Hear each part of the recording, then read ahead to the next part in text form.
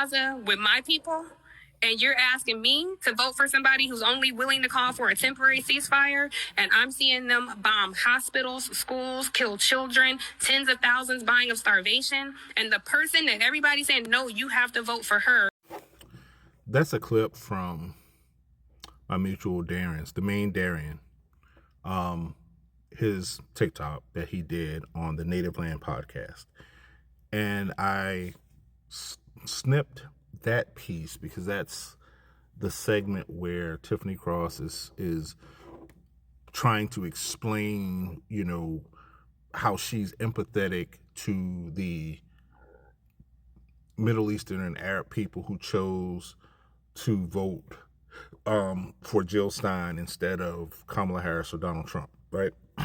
And I made a video about this last night, but Darren's video is way better in my opinion. But that clip, I want to say this.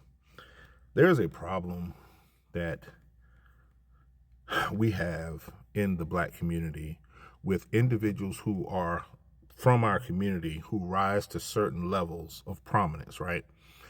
Who then take this, condescending and thumb their noses at us, wag their finger at us approach with things that they don't understand. Tiffany Cross is alluding to, the need for Black people to remain in solidarity with POCs, right?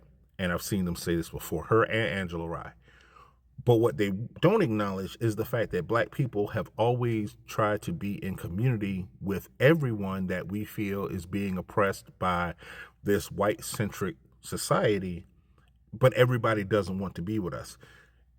And this election showed us even more that POC solidarity is by and large a myth and something that was a convenient talking point for white people who did not want to recognize each individual group being persecuted. But I think what bothers me the most is she can give the example of understanding how Middle Eastern Arab Palestinians can feel about Kamala Harris, right?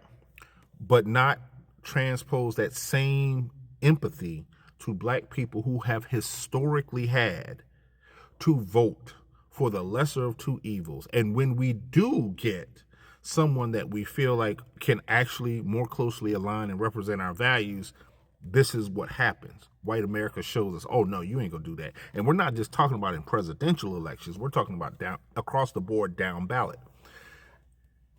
There's this thing where certain Black people feel like they have to be the beacon on the hill for everybody and that Black people should be the social justice mules for everybody. Because for her to question our humanity, which is probably the most egregious thing of that whole podcast, despite the fact that Black people watched a white police officer kneel on the neck of a Black man in broad daylight, or we watched a Black man get shot in his back running away from cops, or we have watched however many others. This sensationalization of what's happening in Gaza as if to say, yeah, but this is more important than what you have been experiencing for decades, centuries even. That is the problem that we have. It should not be elevate this over this. It should be how do we get both of these to be eliminated from our society? And for her and Angela Rye to think that it is Black people's job to be the individuals that come together with folks who have demonstrated. And something else I want to say before I forget. She talked about it was white people alone that elected Donald Trump. I don't know whether Tiffany understands math, but it couldn't have been white people alone that elected Donald Trump. It had to be others. There had to be other people who voted for him. And even if I wanted to say that, that still doesn't take away the fact that, by and large, POC solidarity is something that people like Angela Rye and Tiffany thinks exist, maybe because in their stratosphere it does, but not in the everyday person. And 56% of the Black population lives in the South. Ask us how we feel about POC solidarity. And I guarantee you'll get a much different answer.